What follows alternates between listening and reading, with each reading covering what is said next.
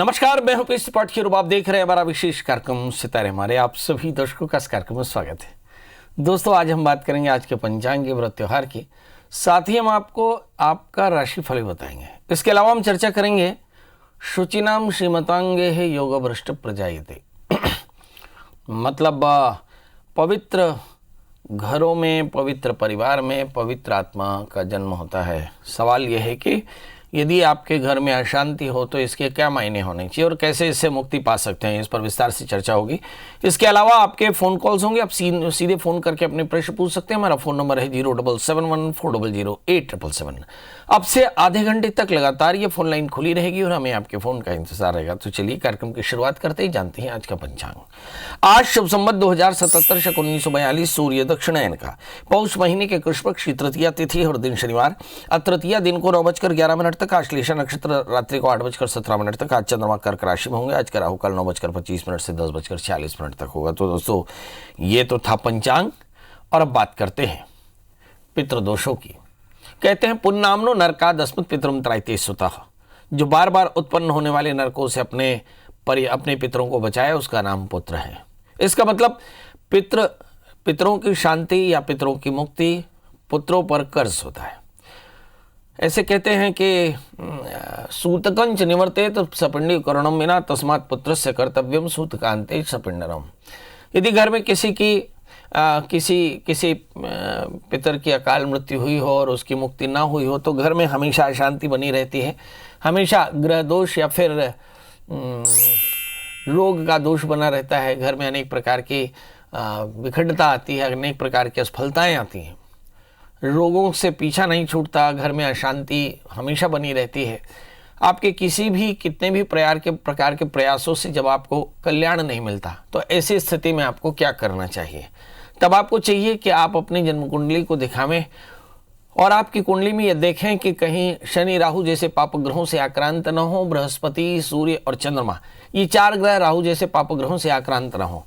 यदि भाग्येश, दशमेश या लग्नेश राहु जैसे ग्रहों से आक्रांत हो जाए या लग्न में या भाग्य स्थान में 5वें, 3रे या 11वें स्थान में राहु जैसे ग्रह बैठ जाए तो ऐसी स्थिति में मान लेना चाहिए कि आपके घर में पितृदोष और पितृदोषों के कारण घर में अशांति होती है। ऐसी स्थिति में क्या करना चाहिए?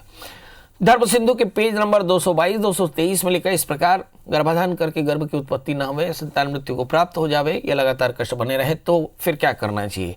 तो किसी नदी के किनारे पंचमी एकादशी या फिर श्रवण नक्षत्र में जाकर के पंचकलशों की स्थापना करके मम कुलाभिवृद्ध है ऐसा संकल्प करके और अज्ञात पितरों का श्राद्ध करना चाहिए।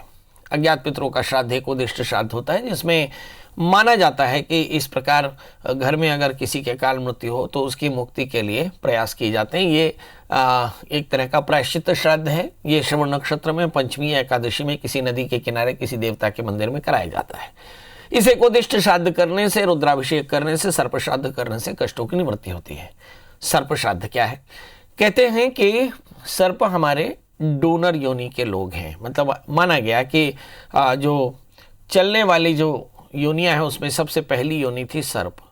सरक कर चलने वाली सर्प योनि थी और इसी से फिर चलने वाले लोग पैदा हुए। तो इसलिए माना जाता है कि सर्प जो है वो हमारे पितर हैं, कुल देवता हैं। और ऐसी धारणा रख करके 8 प्रकार के जो वसु हैं उन्हें हमें अष्टवसु के नाम से देवताओं की कोटि मिली और उन्हें ये बताया गया कि भाई हमारे शास्त्र में कि वे हमारे पूज्य हैं। ऐसी स्थिति में यदि किसी के द्वारा इन 8 प्रकार के 8 कोटि के सर्पों का वध हो जावे तो इसी स्थिति में माना जाता है कि सर्पदोष होगा और सर्पदोषों के कारण भी घर में कई बार सदत्यावरोध होते हैं। तो ऐसी स्थिति में सर्प श्राद्ध करना चाहिए। सर्प श्राद्ध किसी भी महीने के अमावस्या में, पंचमी में किए जा सकते हैं। तो सर्प श्राद्ध करने से, एकोदिष्ट श्राद्ध करने से, रुद्राभिषेक करने से इस प्रकार के कष्टों की निवृत्ति होती है। चलिए अब 12 राशियों का सफर शुरू करते हैं और जानते हैं साल के दूसरे दिन इस राशि के जातकों के साथ ग्रहों की स्थितियां कैसी होंगी और ग्रहों का ट्रीटमेंट कैसे होगा। चलिए तो 12 राशियों का सफर शुरू करते हैं। जानते हैं मेष शनि और इस राशि वाले जातकों के लिए देखते हैं कि लग्न में मंगल पड़े हैं जी। मंगल के कारण जबरदस्त ऊर्जा रहेगी और इस जबरदस्त ऊर्जा से आप बहुत बढ़िया प्रयास कर सकते हैं। सप्तमेश आज भी अष्टम स्थान में है। मुझे ऐसा लगता है कि लाइफ पार्टनर की सेहत का आज भी ध्यान रखना होगा। यात्राएं आज भी ना करें।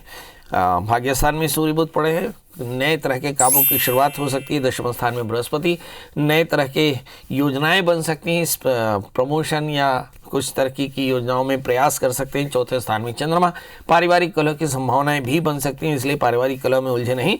चंद्रमा के मंत्र जप करें, चावल कपूर का दान करें तो आज का दिन बेहतर होगा। बात कर लेते हैं दोस्तों वृषभ राशि की। इस राशि में आज भी राहु जस के तस पड़े हैं। मेरा ख्याल है कि ये साल भर ऐसे ही पड़े रहेंगे। मतलब इस राशि वाले जातकों के लिए अपने वाणी पर संयम रखना, सामाजिक सरोकारों से जुड़े कामों में लगे रहना, ये बेहतर होगा। सातवें स्थान में शुक्र है, लाइफ पार्टनर की सेहत का ध्यान रखना होगा, किसी भी प्रकार के शॉर्ट टर्म इन्वेस्टमेंट में ना फंसे। तीसरे स्थान में चंद्रमा, निर्णय लेने में थोड़ी सी परेशानी। इस समय अगर हम भाग्य स्थान में पड़े हुए गुरु और शनि को देखें तो ढेर सारे उपलब्धियां, अवसर आपके पास में है, मगर सवाल यही है कि ये सारी उपलब्धियां बहुत भागदौड़ के बाद आपको मिलने वाली हैं। आठवें स्थान में सूर्य बुध है, हेल्थ का ध्यान रखें, संतान को लेकर थोड़ी चिंता हो सकती है। अगर हम देखें तो इस राशि में चतुर्थेश भी अष्टम स्थान में है। पारिवारिक कलह की संभावनाएं या पेट की तकलीफ बन सकती है, क्या करना चाहिए? तो भगवती महामाया के दर्शन करें, खीर का दान करें तो आज का दिन बेहतर। अब बात कर लेते हैं दोस्तों मिथुन राशि की। इस राशि में अभी भी राहु 12वें स्थान में, मतलब आकस्मिक हानि की संभावनाएं बन सकती हैं। छठे स्थान में शुक्र केतु है, तो मुझे ऐसा लगता है कि ऋण रोग व्याधि शत्रुता की थोड़ी चिंता हो सकती है। यात्राएं आज ना भी करें।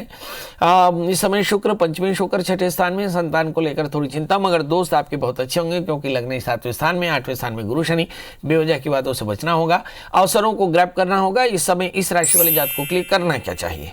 तो शास्त्र में लिखा कि गुरु शनि अगर अष्टम स्थान में हो तो गुरु शनि की पूजा करें, गुरु शनि के मंत्रों का जप करें, काले तिल काले उड़द के साथ में चने की दाल गुड़ का दान करें तो आज का दिन बेहतर होगा। बात कर लेते हैं दोस्तों कर्क यानी कैंसर की। इस राशि में लग्न में चंद्रमा स्वग्रही होकर बैठे, चंद्रमा मनसो जाता है। जब जातक के चंद्रमा से मन देखा जाता है और चंद्रमा अगर लग्न में बैठा हो, इसका मतलब जातक बहुत ज्यादा इमोशनल, चंचल मन का और बहुत सारे बहुविकल्पी हो सकता है, यानी बहुत सारे ऑप्शंस हो सकते हैं। तो इस समय बहुत सारे ऑप्शन में उलझे बिल्कुल भी नहीं। इस 7वें स्थान में गुरु शनि है, लाइफ पार्टनर की सेहत का ध्यान रखें। पार्टनरशिप में बिजनेस शुरू कर सकते हैं, पर याद रखिए कि 7वें स्थान में शनि है, इस पार्टनरशिप बिजनेस में थोड़ी सी प्रॉब्लम होगी, सस्टेनेबिलिटी कम होगी। छठे स्थान में सूर्य बुध, हो सकता है आप अपनी EMIs को चुकाने के लिए प्रयास करें इस समय। दशम स्थान में मंगल है, वर्क प्लेस में आपका होल्ड काफी अच्छा रहेगा। 11वें स्थान में राहु, आकस्मिक लाभ की संभावनाएं बन सकती हैं, क्या करना चाहिए?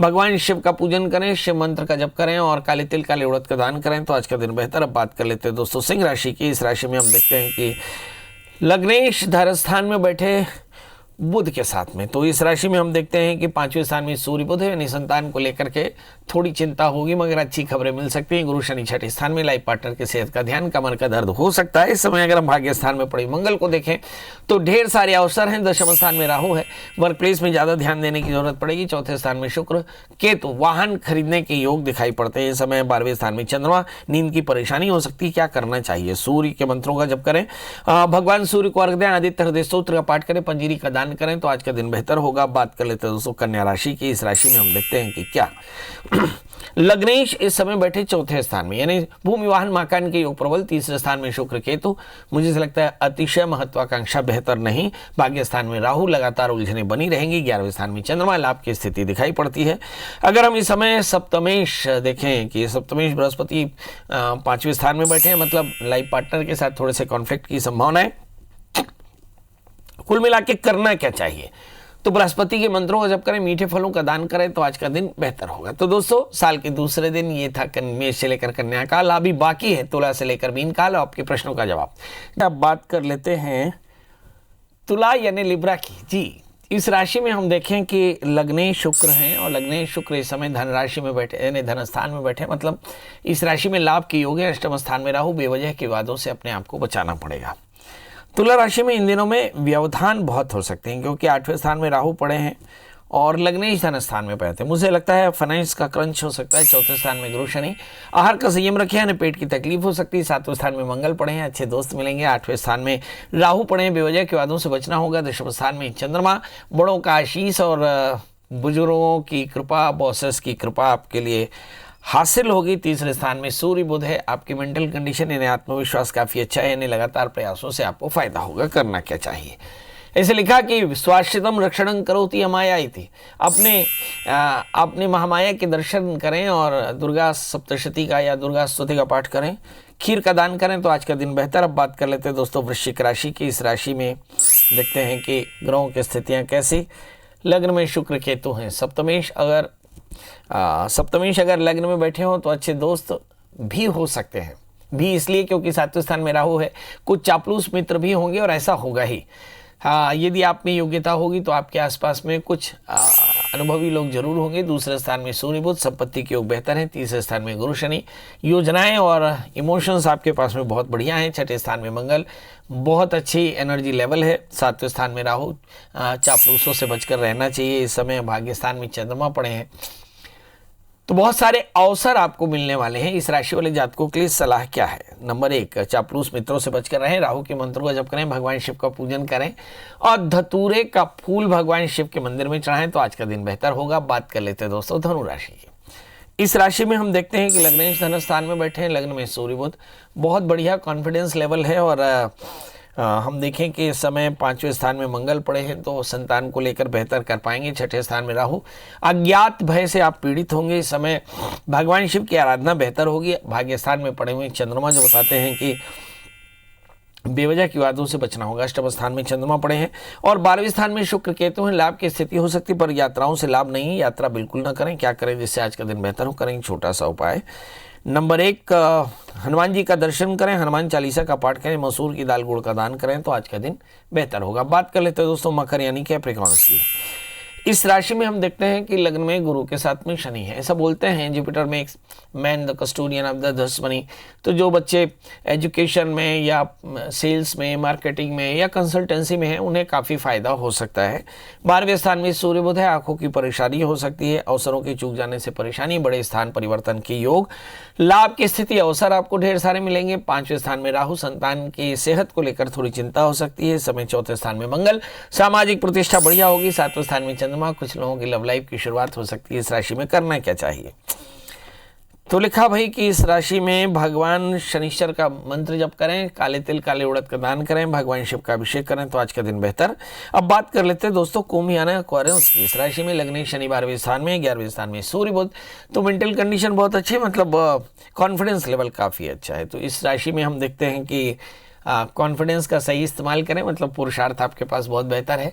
मगर लग्न शनि और द्वितीय बृहस्पति दोनों ही 12वें स्थान में, मतलब सेहत का एकदम ध्यान रखना होगा। 3रे स्थान में मंगल, वाणी का संयम रखना होगा, अपनी एनर्जी को सही तरह से चैनलाइज करना होगा। 4थे स्थान में राहु, परिवार में थोड़ा सा समय देना होगा, इन्हें बुजुर्गों की सेहत का ध्यान रखना होगा। 10वें स्थान में शुक्र केतु, बॉसेस की मेहरबानियां, ढेर सारे अवसर आपके पास में हैं। और चंद्रमा 6ठे स्थान में, ऋण रोग व्याधि शत्रुता की चिंता व्याप सकती है। क्या करना चाहिए? तो आपको चाहिए कि भगवान शिव की शरण में रहें, ओम नमः शिवाय इस मंत्र जप करें, शिव का अभिषेक करें, धतूरे का फूल चढ़ाएं तो आज का दिन बेहतर। अब बात कर लेते हैं दोस्तों मीन राशि की।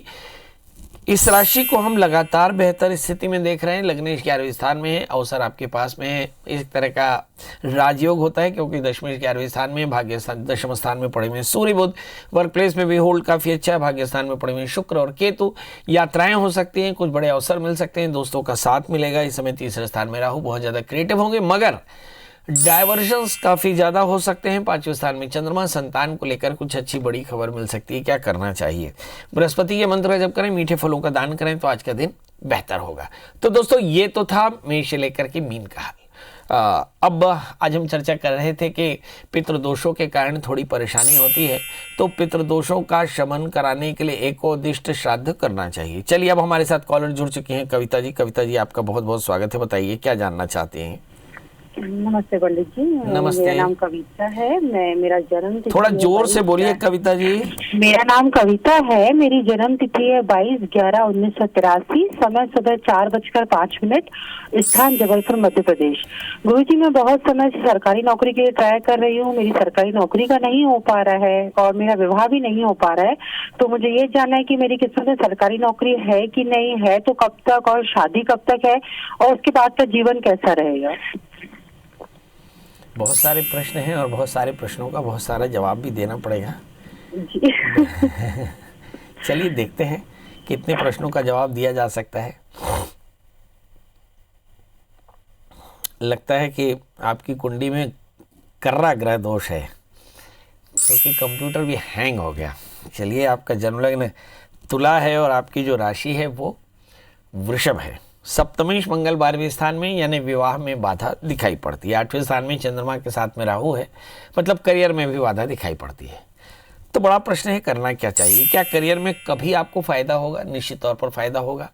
करियर में एजुकेशन, बैंक, फाइनेंस, इंश्योरेंस, इन सेक्टर्स में आपको फ़ायदा हो सकता है। इसके लिए आप अपनी प्रोफेशनल एजुकेशन कंप्लीट कर लीजिए, यानी आपने ग्रेजुएशन किया तो फिर बीएड या एमएड कर लीजिए और एकदम एजुकेशन में ट्राई करिए, ये बहुत जल्दी आपको मौका मिलेगा। जहाँ तक सवाल लग्न में शनि हो सकता है, पीएससी के लिए भी आप ट्राई कर रहे हो, उसमें भी आपको अच्छा अवसर मिल सकता है।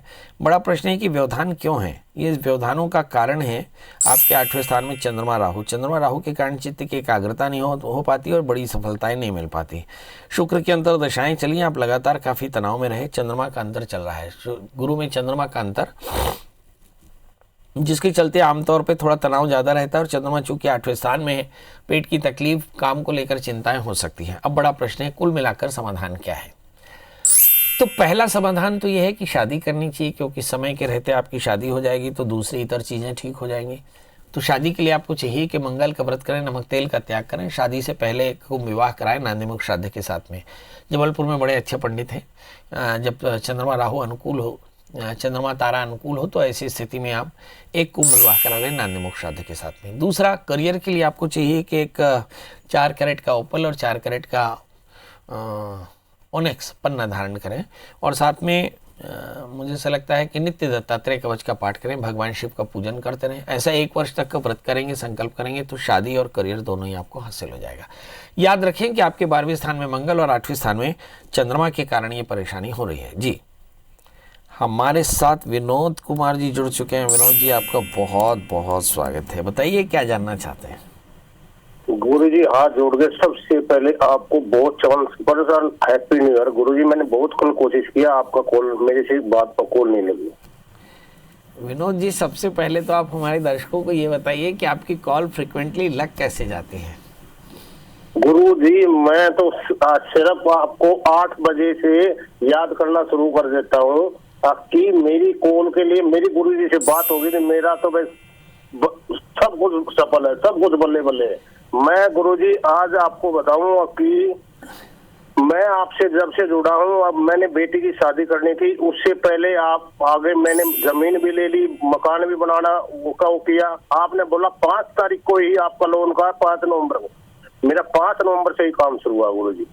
आज वैसे मैं गुरुजी बहुत खुश हूँ आपसे बातचीत करके और आपसे जो जो सलाह लेके मैं बहुत ही ज्यादा खुश हूँ कि मैं बहुत आगे बढ़ा हूँ।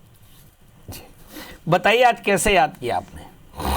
गुरुजी, मैं अभी 2 दुविधा में पड़ा हूँ। मैं आर्मी से रिटायर हुआ हूँ और मैं एक तो 21 में मेरी डेट ऑफ बर्थ है गुरुजी 21/3/1971, जन्म स्थाना जिला जींद नरवाना हरियाणा, समय और जब समय शाम को 6 बजे। गुरुजी, मेरे छोटे छोटे 3 क्वेश्चन है, इनका पूरा आज जरूर वो कीजिए। मैं गुरुजी बहुत टाइम से वेट कर रहा हूँ जी। एक तो गुरुजी, मैंने जो मकान आपसे सलाह लेके बनाया है, मेरा उसका शुभ मुहूर्त क्या है? दूसरा गुरुजी, मैं एक छोटी साइकिल शॉप लेना चाह रहा हूँ, मैं इसमें सफल हो पाऊंगा नहीं हो पाऊंगा?